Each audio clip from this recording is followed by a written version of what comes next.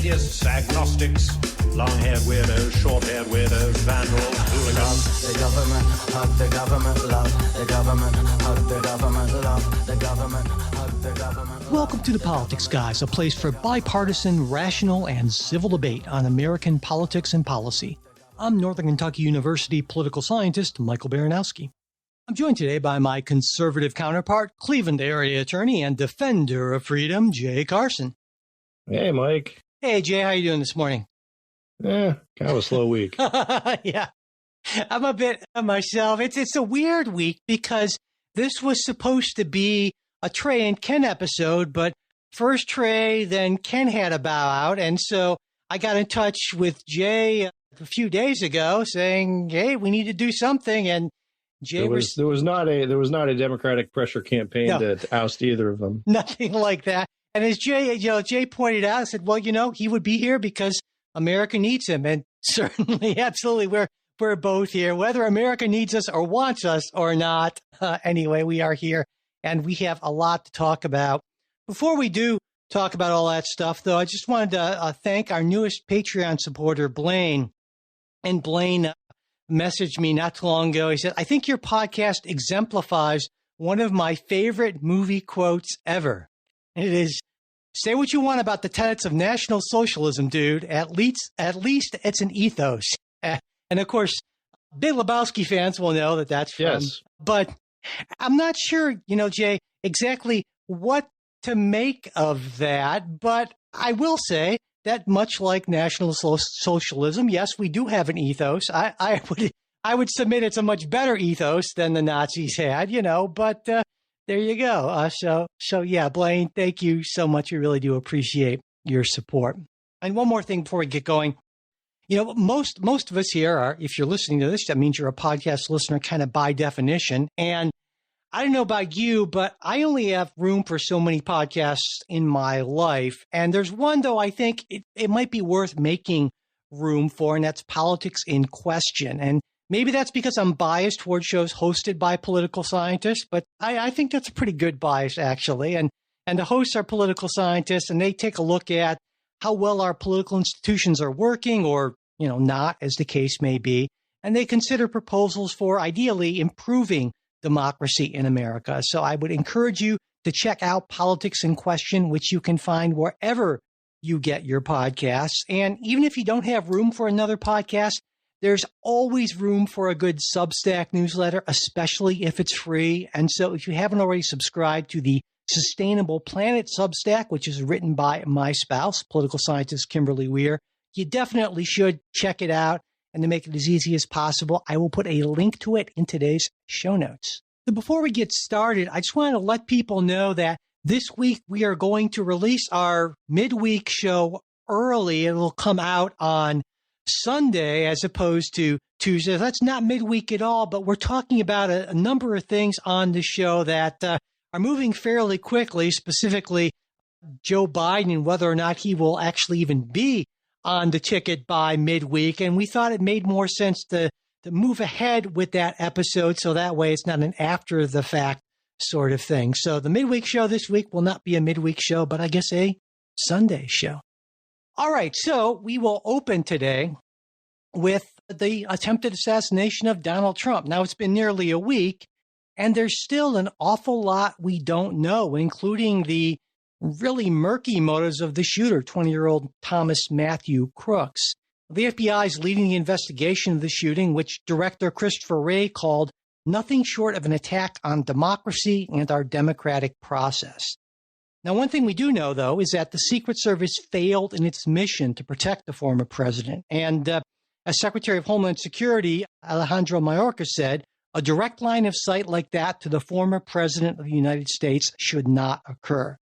So how it did occur will be the focus of an internal Secret Service investigation, an independent investigation by DHS's Inspector General, as well as congressional investigations. So, Jay, absent any clear evidence as to the shooter's motive, and given how early we still are in some of these investigations of the Secret Service, I think pretty much everything is fairly speculative. But that said, what's your take on what I would say is the most significant assassination attempt in the U.S. since the shooting of Reagan. That's, I guess, over 40 years ago now. Yeah. Well, I guess I'm not sure how to respond to that, right? This is, I guess I don't want to say something trite about, opposing political violence and all that, which we obviously do. And I don't want to wade into things where we don't have all the evidence yet. So, I do think that some things we can say, right, regardless of what the motives are, the reactions from both sides have been this call for let's tone down the rhetoric, whether or not he was inspired by that rhetoric or not, or whether it was just in the water, or whether he was trying to impress Jodie Foster. The point is that everyone sort of said, yes, we've got an overheated rhetoric problem. And if that wasn't what motivated this particular shooter, it's certainly foreseeable that it could motivate someone else who is disturbed, loner, that sort of thing. So I think that's a healthy impulse. I also think that'll last about a week.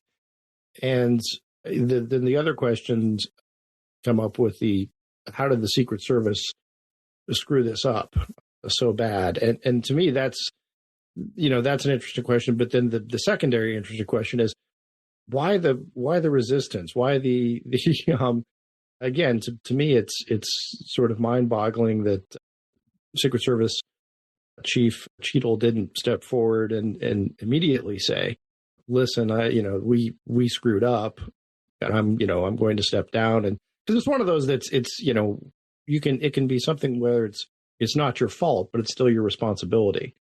And I think this is one of those situations. On that, so, I feel like we've seen a real sea change, because I think even a generation ago that would have happened. But now it seems like the response to almost anything is, it's not my fault. I'm not going to step down. Mistakes were made, but not by me. And this sort of lack of willingness to take responsibility for anything. And I think the spokesperson for Director Cheadle said she has no intention of stepping down. I don't know, if I were Joe Biden. That's like the absolute statement you don't make. Yeah. I mean, if look, I've got no intention of stepping down. Yeah, if I'm Joe Biden, the first thing I do after I talk with Donald Trump is to get on the phone with Director Cheadle and say, listen, I expect your resignation on my desk tomorrow morning. And it's not clear that there's been any communication between President Biden and Director Cheadle. Yeah. And at least as of a couple of days ago. And I believe there was a statement by DHS Director Mayorkas, at least at one point, saying he had full confidence in her, which I thought was a bizarre sort of statement to make. I mean, it just boggles my mind. That's the one thing that I can't wrap my head around, is how this person still has their job. That seems just flat out wrong to me. So to me, this plays into very much a Republican, talking point, a Trump talking point. And that is that, look, government is dysfunctional. Government doesn't work. And government sort of, as Ronald Reagan famously put it, is like a baby that has a tremendous appetite on one end and no sense of responsibility on the other. And you get this sort of, so I think, and I'm not, to be clear, I'm not suggesting there's any, conspiracy or anything like that. It's almost worse. It's just like complete dysfunction and then lack of accountability for that dysfunction. And I think a lot of Americans see that they look at sort of, look, if you want to say, look, maybe I've always been a little skeptical of, how well does the Department of Agriculture handle, this program? Most people, I think, would say, put their trust in the Secret Service, right? They view that as that ought to be sort of the acme of federal agencies, right? The most competent, and again, they've had their bumps over the past couple of years with sort of scandals here and there, but not of this type of failing in your fundamental mission type scandal. And then the refusal to take any kind of responsibility for it. And the more that we learn, just the worse it becomes. I mean, now there's reports that the assassin flew a drone over the area, like, within an hour before. And it's just sort of like, and no one says, so that's, I think, troubles me. And I think a lot of Republicans would look at this and say, I think Trump's handled it well, saying, listen, the individual agents who were there and jumped on top of me acted heroically and appropriately.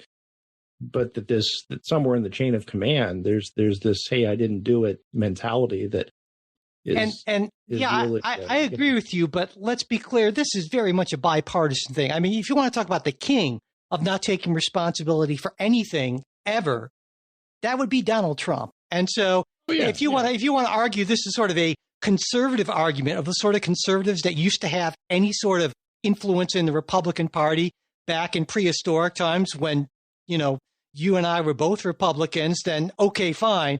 But I would say that this is just endemic to modern politics and has nothing to do with ideology. It's much more a cultural sort of thing. I think you're probably right on that. Although I'd point out that, I mean, Trump's made a point of, doesn't Biden fire anybody, and he would fire people. And you could say Trump certainly dodges accountability or seeks to. But at the end of the day, there's still accountability in that people are going to vote for him or they're not going to vote for him. Whereas I think so much of the concern that Republicans see is this, faceless, bureaucratic deep state type thing of, hey, can't the government do something right? And then anyone in the government, it sort of, again, dodges those consequences. But no, point taken. I think it's more endemic, not just of politics, but society in general. So, I mean, that said, it's still not a good look for voters, or voters don't like that.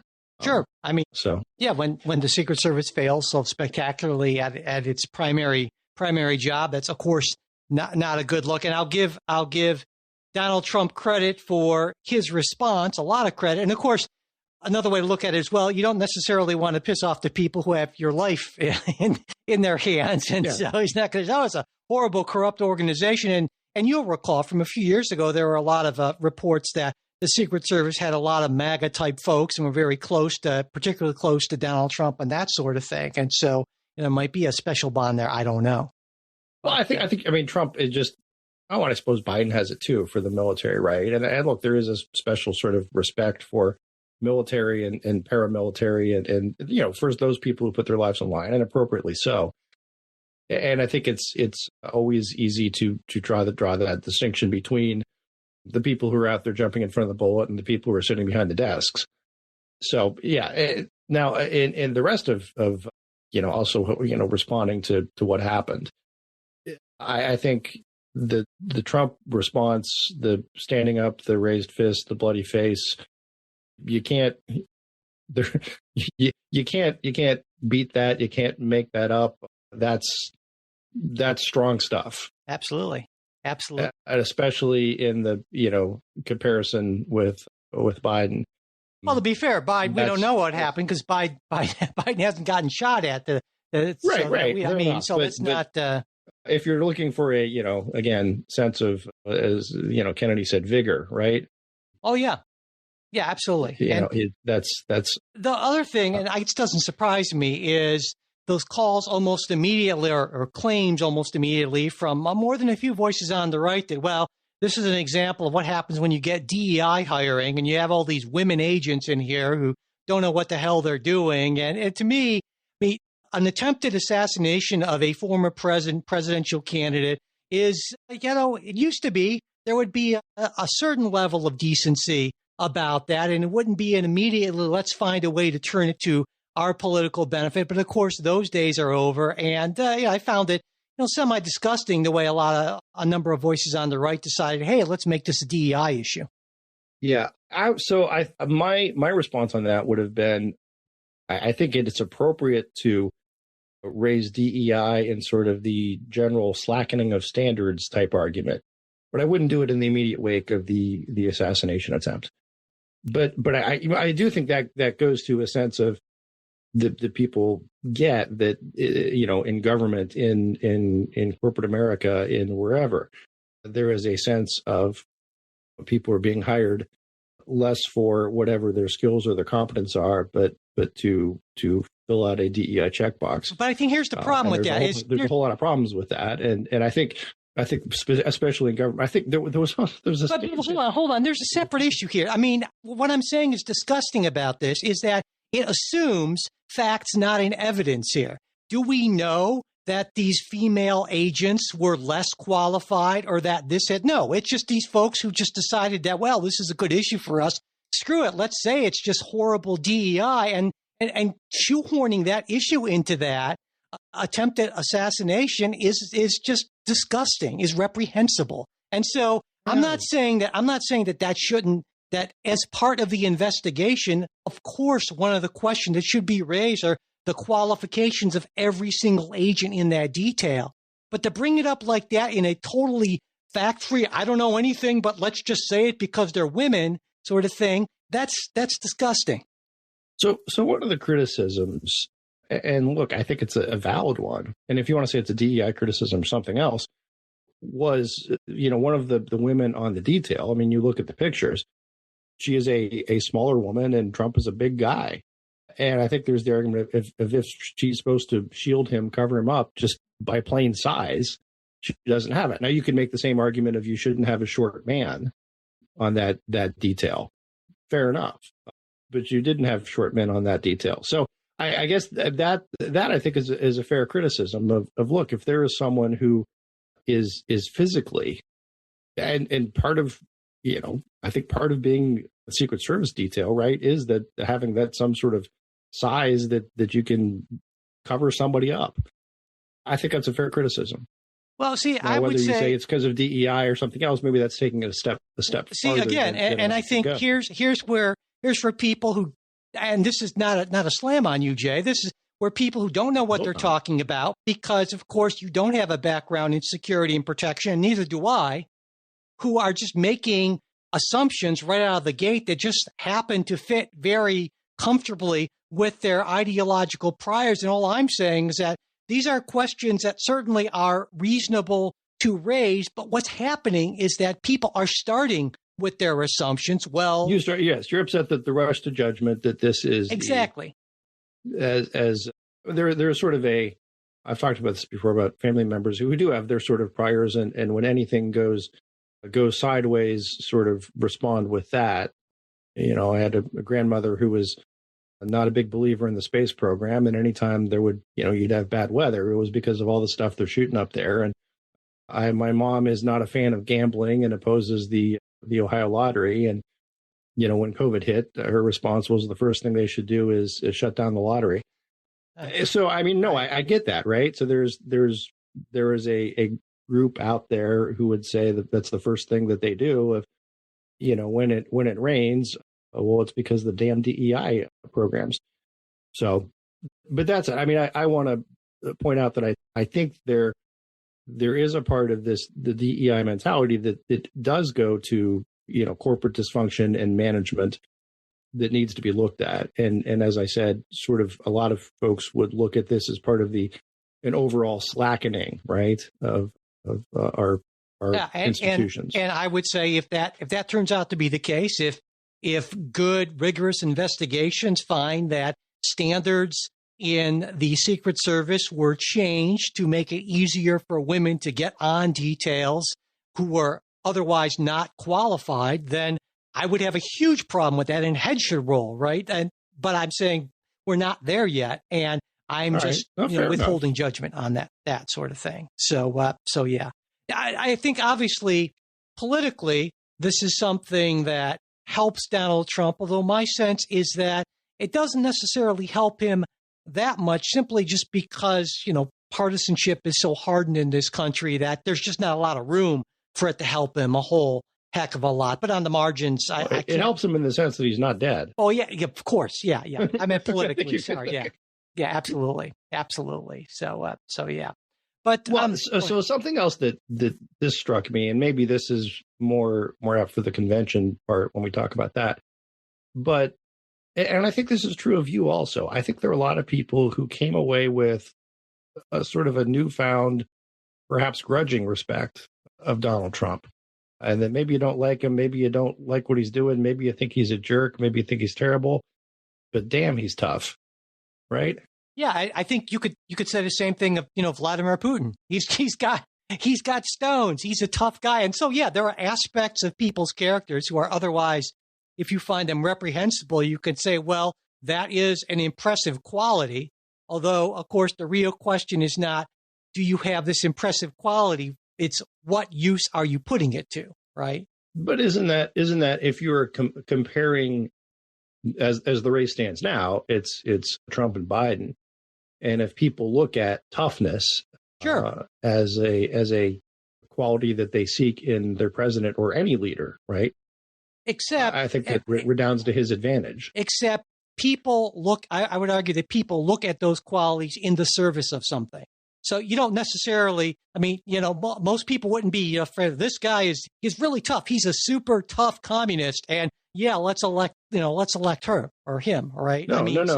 I think that's a good point. But in the convention and in some of the speeches and sort of his stump speech, Trump has sort of made this, and I think sort of deftly so, that it is toughness in service of sort of forgotten Americans, right? Whether you believe him or not, you can say, look, sure, this is just campaign rhetoric. But it's because I got to thinking, right, of the everything that he's been through, right? And if you want to say justifiably so or not, but sure, he's been through the ringer, whether he's put himself through it or sort of there's this idea that, listen, if he had just said, look, I'm going to retire to Mar-a-Lago, he would not have been put through very much what he's been put through. I think that says something. Now it could say something about his own vanity or ambition or something like that, or it could, as he tries to paint it on the campaign trail, say something about his commitment to the country. Yeah, I find that to be eye-rollingly.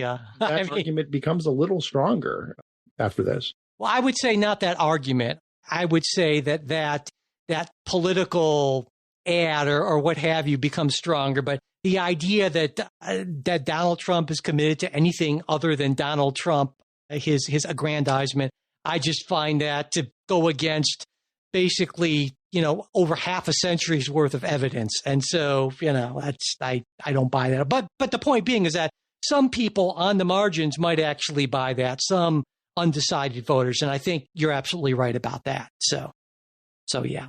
I guess my last parting shot on that would be, if Trump was, as just doing it for himself, again, standing up and raising the fist while the Secret Service is trying to pull you away, that's still a hell of a power move. Right? Oh yeah, I'm not some whatever the motive. Sure, it's Donald's cowardly, he just did it for himself, and no, it's two different things. You can be cowardly in it for yourself and be really strong and in it for yourself. Right. Julius Caesar was narcissistic bully and in it for yourself, right? I mean, but yeah, the point being is that's an iconic image that is certainly going to help him at least a little bit. Let's move on to something that you and Justin talked about a little bit in last week's show. You talked about who you thought would make the best vice president for Trump. And, no one listened. No, you said you didn't see the appeal of Vance. You pointed out that, well, he's relatively young and inexperienced. He doesn't appear to bring much to the ticket. 39 years old, freshman center, young enough to be Trump's grandson, right? Has a history of, saying that Trump was political heroin and all this kind of stuff back in 2016 to now being the most full-throated MAGA guy. And Trump even joked about it in 2022 when he said, look at how he's kissing my ass. He wants my vote. He wants my endorsement so much. And, right. Vance just kept on puckering up. He wandered in darkness, but he's now seen the light. There you go. He's evolved or something like that. But so obviously nobody listened. But why do you think Trump chose Vance over someone you thought would have been better? You mentioned last week, like Rubio or Scott. Yeah.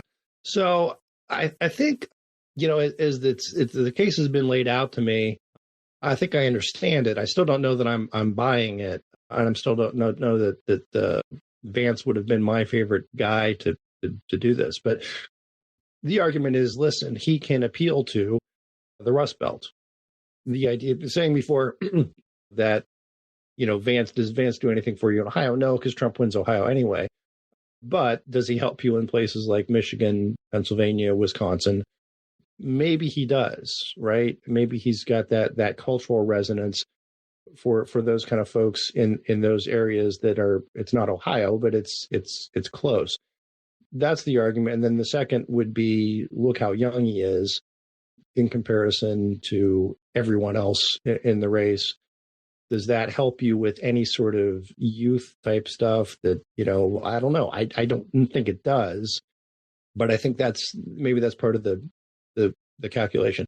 The other thing I thought about, because Mike, when people do stuff that I don't think is right or understand, I sit down and think about it for a while and, question my premises, and usually come back and decide that I was right in the first place. But the other thing that Vance does for you, and again, I don't know that this applies to Trump, but historically, I was thinking in the modern era, right? And modern era being, I guess, post-Nixon, so often people have chosen vice presidents to shore up their base. Not all the time, but a lot of the time that's been the function of a vice president.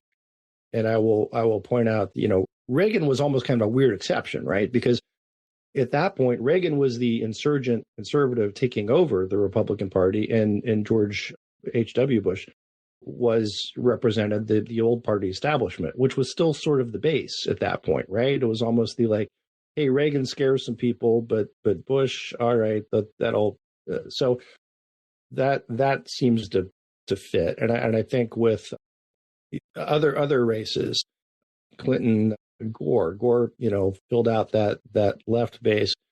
George W. Bush, I think, is the exception, because Cheney was sort of brought on for the gravitas competence piece as opposed to shoring up a base. But if you look at other vice presidential picks, I think that's what tends to happen. And, I think one theory might be with Trump doing things on making statements on abortion, right?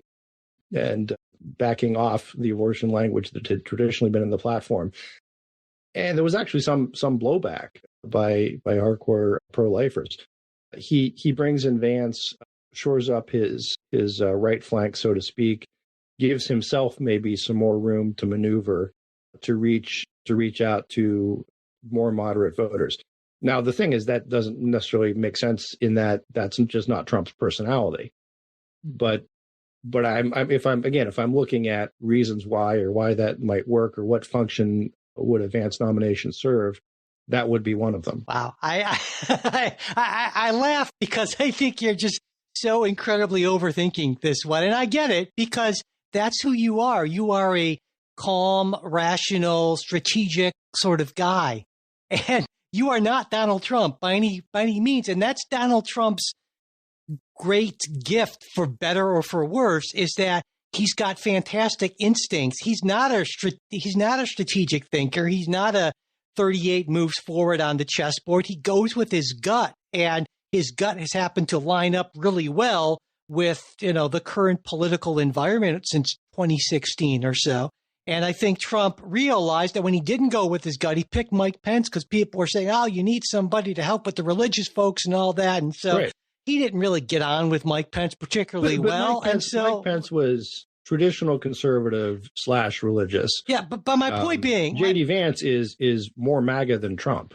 Well, that's my point. That's my point, is that Donald Trump just said, you know what, I'm just going to go with the guy who was the best suck-up bootlicker, who I like the best.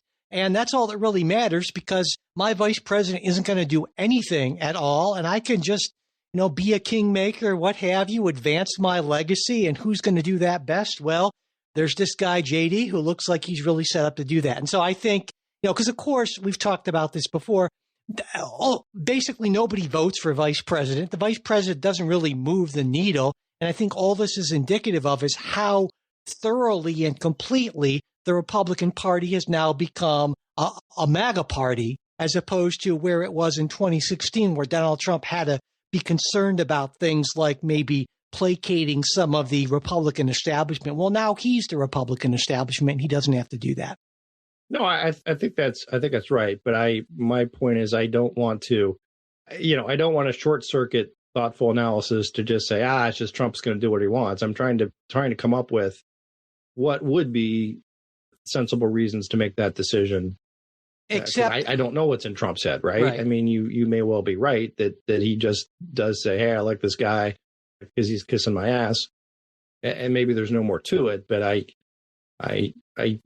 wouldn't be doing my job if I just left it at that. I think Donald Trump is a big fan of people who he has bent to his will, and he has so clearly bent. Well, yeah, but I mean Donald Trump more than most because of his even for politics extreme narcissism, and so I think the fact that he saw every bit of independence, that fierce anti-Trump independence, just completely wiped out of J.D. Vance. That's got to make him smile that's got to be a wonderful feeling. Sure. So that's sure. But to me, again, that's engaging in psychological analysis rather than political analysis. And I think that's how Trump does it. I don't know that I'm entirely qualified for the former, right? Sure, absolutely. I'm not saying you're wrong, and I'm not saying that. Yeah, based on what I know, but yeah, I'm just trying to present. If there is a political case to be made, I'm trying to make it. Sure. I gotcha. And I guess you would say that assuming Trump wins, and he certainly is in the driver's seat at this point, that makes J.D. Vance kind of the instant front runner from 2020. I understand he seems to be fairly close with Don Jr., who seems to want to wants to set up a kind of a behind the scenes kingmaker sort of situation for himself. And so to me, that suggests that I think what a lot of Republicans, I would expect maybe you yourself were hoping, is that the Donald Trump moment would be sort of a long blip at this point. Fever, yeah. But now it really seems like, the groundwork is in place for this to be the basis of the party for maybe a generation or more, just like Reaganism was in the 90s. But clearly, Reagan Republicanism is dead now. And MAGA Republicanism is set. I think there's a basis for it, especially if Donald Trump wins here in a few months, for that to go on for quite a period of time after this. We'll see, right? I think that part of the Reaganism argument was when he got in and governed, it took a couple of years, but it worked, right? By 1984, I keep saying right. I'm a weird verbal tick this morning. But it was far from clear in, say, 1982 that Reaganomics would work. That was maybe more Volckernomics. I don't know. But anyway, what did I say? You said Reaganomics. I said it was maybe more Volckernomics that, the Fed stepping in. And, gotcha. So, But then again. And there's something to that as well. But I don't know that, this a new ideology necessarily plays out. Right? If you say we're going to get in there and slap all these tariffs on everybody, and those have the predicted effects, people might reconsider after a couple of years. Yeah, that's my point. Again, you campaign in poetry and govern in prose. Yeah, I don't think that's the case anymore. The poetry necessarily translates. I think Donald Trump campaigns and governs like some sort of a slam poet, essentially, and that's not going to change. And the audience loves it. It's the height of performative politics and campaigning, and that ties in with what we talked about before, the complete unwillingness to accept responsibility, including for partisans of one side or another to accept responsibility or to admit when something that they believe in has gone wrong. And so I don't think it matters how disastrously, say, Trump's tariff policies would fail, or how horribly wrong an attempt to try to deport 12 million or more people would go. There would never be a moment at which Donald Trump or his supporters would say, you know what, we got that one wrong. Not going to happen. Would there though? Nope. I feel very confident. People are always less loyal than you might think. I think people are always more deluded than you might think. I would point to where we are with President Biden right now. It's not loyalty, though. It's about believing in. Oh, no, it's lack of loyalty. Yeah. Yeah. But anyway, so if they were loyal, they would say, no, we said we'd stick with Biden. He's our man. We're sticking with him, win or lose. Yeah, but I don't think now that it's lose. Yeah. But that's different. But that's different because no one's ever making golden statues of Joe Biden. At least not that I know of. Not even in Delaware. So that's a whole different kind of thing. I think. Oh yes, they make golden statues. They're just a little different, right? It's a different type of golden statue. It is the Biden Center for advanced political study. But that's a whole different thing, Jay. Those are the different kind of golden statues. It's the same. It's not. It's totally not, because Biden has never inspired that kind. You used to mock how people felt about Barack Obama on the left, about the shiver down the leg, whatever phrase you love. But that was nothing compared to what we've seen with Donald Trump and his, I'll call them cult members or whatever. It's nothing like that. And that's just so much more where the Republican Party has gone. It's become this personality cult way more than the Democrats were under Obama. And you might not like it. I know you don't like it because that's not who you are as a person, but that's what the party is now, the cult of Trump. Yeah, I think that's probably a fair analysis. Yeah. And I just hope that, assuming he wins, and I don't want to assume that, we'll talk about that maybe later, but that the policies that he attempts to implement do go as disastrously wrong as I think they will, like massive tariffs and trying to deport millions of people and the other stuff, and that people will, I want you to be right, that people will say, wow, this stuff is pretty, we thought it might work, but it clearly is just horrible, and let's try something else. That would be ideal, and so I hope you're right on that, but I have my doubts, I guess. Well, look, I'll just throw out there, lots of presidents go in to their first term, and this is not his first term, but with a big, here's my agenda, here's what I'm going to do, and maybe it sells well on the campaign trail, but less so in reality. I point to the Clintons' first term with healthcare, right? That this was going to be the signature piece. He campaigned on it. Everybody loved it. Then when they actually got down to do it, no, it turns out everybody hated it. And he took a pretty serious black eye in the first midterms and then recalibrated, readjusted, did something different. That's what I'm saying can happen. I believe it can happen. It may or may not be MAGA agenda that sometimes events shape the agenda. And I would argue that it could happen for almost anyone other than Donald Trump. But I've never seen Donald Trump do anything in any significant way, do anything other than double down.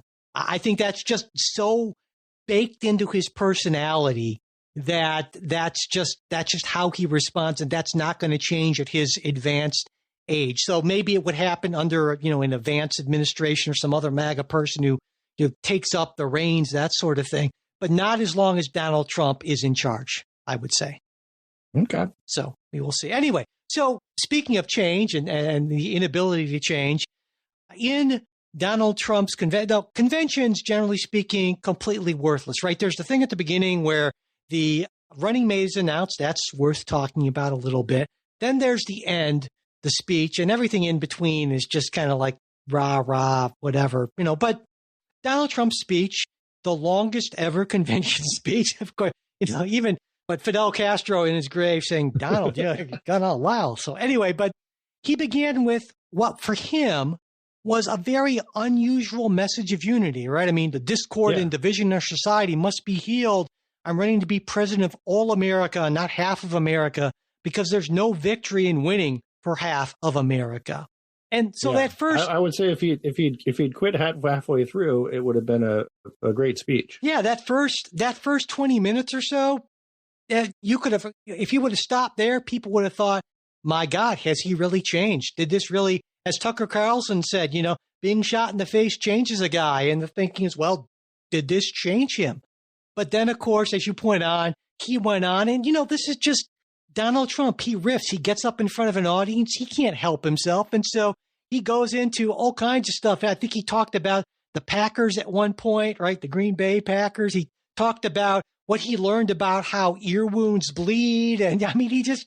Well, I thought that was, and you thought that was great. I think that's. But my point is that Donald Trump is his worst enemy in that sense, because he couldn't avoid crazy Nancy Pelosi and, you know, worst president in this country's history. And, you know, I will fix everything. Yeah, but that's but also that's what you do at a convention. Well, sure. But Donald Trump does it in his own special way. Like I said, 90 minutes, you know, that kind of thing. So, but you agree, it sounds like that if he had been able to stop himself, right, at 20 minutes, half an hour. The first part, and maybe also it was like overhyping so much of the media, particularly conservative media, was saying this is going to be this, you know, changed, you know, fundamental speech sort of thing in the new Trump, and just the what does he say, right? I mean, I think that's the whole draw of it is what does somebody say after they've just been shot? I want to know, right? And not just from a political or a policy, but from a human level, right? That's fascinating stuff. And I thought that part played well, but then he just sort of rambled onto the usual sort of stump speech type stuff. And I think, you know, drained out some, it reminds me in a weird way, Jay, sort of Greek tragedy, I guess, in a way. What I mean is that you have this protagonist. I won't call him a hero because people get upset, but you have this protagonist who, you know, their fatal flaw is this thing that might have pulled them up to prominence and greatness, but they just can't.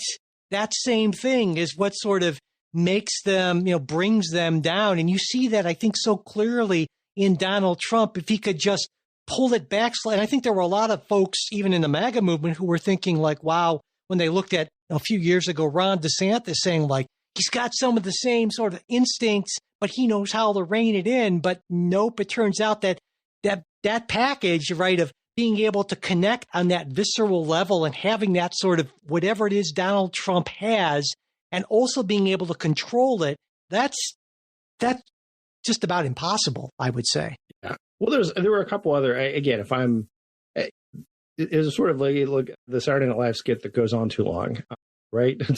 It's really funny, entertaining for the first, you know, couple minutes, but just keeps going too long. The other thing that struck me, the feeling I got on the speech was, and there before the grace of God go I, because I do this sometimes, right? When I'm writing briefs or something like that, like I'll have something that I've already written that's really pretty good that covers what I wanted it to cover. And then I add some other, you know, really good stuff up front. And then there's all this, kind of boilerplate, and you just kind of loses steam. And it kind of feels like he had a new speech and then he kind of tacked on just the regular, you know, and just cut and paste all the regular stump speech stuff after that. And I feel like he missed an opportunity here in that, I mean, convention speeches, none of that stuff really moves the needle for very long, typically. Right. But here was, you combine that with the assassination attempt, a real opportunity, I think, for him to take a turn and make it really difficult for people. I mean, to create a new narrative that certainly would not appeal to folks who are already, you know, committed anti-Trump folks, but could potentially appeal to enough undecided voters to really give him much more of an advantage than you would typically expect to see a nominee getting coming out of the convention. Yeah. And look, I think for the first part of the speech he did that. So I'm looking at this as a missed opportunity, or halfway, you know, or settling for a field goal type situation. I don't think it was bad. I don't think it was terrible. And I think for all the, you know, bad convention speeches, the bloodied face standing up with the fist, you know, can make up for 100, you know, makes up for 100 bad convention speeches. So but yeah, generally I would say I was a little let down in that they just kind of rambled on after the important part that people really wanted to hear. Yeah. Yeah. Any other thoughts before we move off of the convention? Like I said, I typically pay not a ton of it. I'm certainly not going to sit there and watch the convention in its entirety because, again, I feel like they're just big pep rallies. Yeah. There's almost nothing that comes out of it that I think is new, or very rarely. And if there is, then I'll just, I'll check that out. But again, there was nothing really surprising to me that came out of this convention, and I didn't expect there to be. But this is your party, so what do you think? So, to me, a couple things. Hulk Hogan still looks really good, right?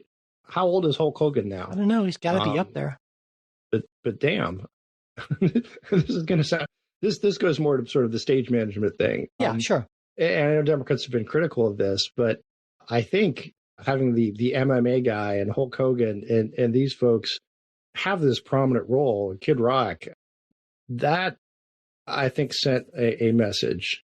And it was sort of, I think it was smart politics, right? Instead of having some regular guy up there in a suit, going on about tax reform, they had these flashy celebrity, tough guy and entertainers, right? I think it's always kind of sad when the right tries to drag out what they call celebrities, because the pickings are so slim. I like your point. I think the Hulk Hogan, to me, that, and this is kind of funny because, even back in the day, I was never into wrestling, and I always just thought, in the Hulkamania era and all that, I just thought was silly. But there was a nostalgia factor there. There was a callback to the 80s, which I think it was sort of a theme with the convention. And I thought he did well. There was the great line where after he says, "Oh, I'm an entertainer," and I thought that was so. Anyway, I'm glad you mentioned that, actually, Jay, because something that occurred to me about that, I guess, is that the Republican Party that you and I grew up with was a forward-looking party, a party of hope, right? At least I felt that with Reagan. Right. Certainly, that, Morning in America, all that sort of stuff. I feel like the Republican Party under Donald Trump is a party of nostalgia and retrenchment. And it feels like a small party, whereas it felt like an expansive party. Anything was possible in the Republican Party of Reagan. And this Republican Party of Trump just seems small and suspicious and guarded and just which maybe is why you are much more drawn to someone like, say, a Tim Scott, who I think his basic inclination is more toward that sort of hopeful, sunny Reagan Republicanism, right, as opposed to the Trump version of things, which is let's pull back, America first, and let's try to be like we were in the past, and the future is awful, American carnage, all that sort of thing. And that just depresses me, but I guess a lot of people love it. Well, there's always something appealing, and I could certainly point this at the Democratic Party, of convincing your members that you are engaged in sort of the last twilight struggle between good and evil. And that's certainly been, essentially the platform so far, right? I mean, the statements, if Trump's elected, you'll never vote again and all that sort of thing. And I think there is some into that this is the, last chance to save America. That's a motivator for a lot of people. That said, I think that's a good point of are we looking back at something? Maybe. But, something else with Reagan, I think it would be tough to say. When Reagan ran in 1980, there wasn't really any conservative golden age to hearken back to. It was a new movement, and I don't know what you could have. Sure. Say, let's make America great again like it was X, right? Except what I'm saying is that they're not really hearkening back to the movement, because the MAGA movement is let's pull back internationally. Let's put up walls. Let's put up trade barriers. Let's move people. I mean, they're hearkening back to the successes of those days, but with the wrong policies, I think. I think they're going more back toward like the Taft Republic. I mean, they're going way, way back to, so I think, some of the worst instincts of the Republican Party pre-Reagan. Oh, I think you could well be right, but I mean, obviously, I don't. Here's the thing. Yeah, policy wise, I don't think that's what they're they're seeking to do, to say let's go back to the Republican Party of 1940, Right. Because no one remembers the Republican Party. It's Joe Biden. Yeah, sorry, right. Yeah, but go ahead. Yeah, Joe Biden. Sorry. And again, I don't know that he remembers it, but people do remember the 1980s, and I would say early 90s. So I think, yeah, a bit of nostalgia. I think that's, I don't know. I think you might be reading too much into that. Maybe so. But my point was more on the showmanship of this. Sure. Right. He put on a show, and he put on a show that his voters, and I think a lot of America, like to watch. And that's sort of new for Republicans. Donald Trump knows how to put on a show. Absolutely. Yeah. I mean, that's a great skill of his. And I think you're right in the sense of appealing to what we sometimes jokingly call real Americans, those right. folks. And so, yeah, that worked. I think, yeah, I'll be curious to see what the Democrats have to offer in Chicago in, a little bit less than a month. Well, the Democrats have always been much better at the showmanship of it, right?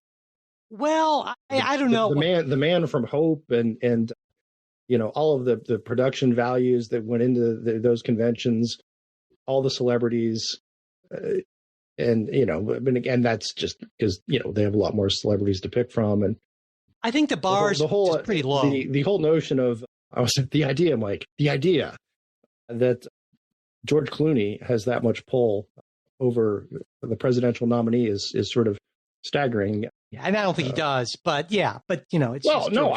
Look. Sure. If here's the thing: if when George Clooney calls on Biden to maybe step down, it's front page news. If, for example, Scott Baio had said, "I don't think Donald Trump should be the nominee," I don't think it would merit anywhere near as much press attention. So, but if Elon Musk said that, then that'd be a different thing. Yeah, but Elon Musk isn't just a celebrity. Right. And no. He's a business person. But to a lot of people, he's just a celebrity. He's not just a famous actor. No, but I'm saying that in the public consciousness, we need that. I mean, finding somebody who's sort of the equivalent in terms of the public consciousness to George Clooney on the right. I don't know who that would be, but it's certainly not. Well, that's what I'm saying. We don't have one. Yeah. Because we just don't have those celebrities. Yeah. There you go. So. And you got to work on your celebrity game, Jay. That's all I got to say. But yeah. But I do want to get into that upcoming Democratic convention, which could be a real humdinger depending on how things break. But just looking at the clock here, we're pretty much we pushed up against our time. Unlike you and Justin, we're not going to do an hour. Well, that was my fault because you look at the clock when you're running the thing and I don't. I was just kind of. With me, the trains always run on time. We always hit pretty much our 1 hour mark and are out. So, but that's just because that's the sort of strong personality I am. So, but we do have a lot we want to get to. We definitely want to get into the issues with Joe Biden, and who knows, by the time people listen to the midweek episode on Tuesday, Joe Biden might not even be the nominee. We'll talk about that. And the upcoming Democratic convention, the Trump documents case that was dismissed by Judge Cannon, some interesting stuff there. And also Senator Menendez being found guilty and is what I think is a fascinating defense that he's going to mount on appeal. So we've got a lot coming up in the midweek show. If you are a supporter, you'll get the whole thing. And if you're not, you'll get, the first 10 or 15 minutes. And then we hope you'll say, well, I want to know what else they were talking about, and will become. Yeah, that would be nice. So every once in a while, I think I should just cut it off in the middle of a sentence, but that would just probably piss people off more. So I don't want to do that. But anyway, please, we hope you'll check in on that. And because when you're a supporter, you do get that full midweek show. You don't get any ads. There are other good things at various levels. Check it all out. You'll find the link to Patreon there in our show notes. But it's patreon.com/politicsguys or politicsguys.com/support. We'll take money pretty much any way you want to give it to us. We're happy. There was one time, remember, Jay, back in the day, someone actually mailed me a paper check. And I was like, wow, what is this thing. It was kind of cool. But old school. We will take old school checks, bags full of money, bags of cash. And that's fine, totally. I won't report it. Not a problem. I didn't say that. Anyway, gold bars. Gold bars. That's gold bars. If we haven't got any gold bars yet, that would be awesome. But anyway, and of course, if you don't have checks or gold bars or anything like that, but you want to get the full midweek show, just let me know. Send me an email, mike@politicsguys.com. I will get that set up for you. And whether you're a supporter or not, it really does matter if you subscribe, rate, and review us. We are in a twilight fight against the big media podcast politics shows. And so we need all the support we can get from our loyal listeners. So we would really appreciate that. And speaking of loyal listeners and supporters, a special thanks to our fantastic executive producers, Bruce Johnson, Wilma Moreno, Daniel Toe, Ryan Beasley, and Don Oglesby. We'll be back with a new episode for you next week. We hope you'll join us.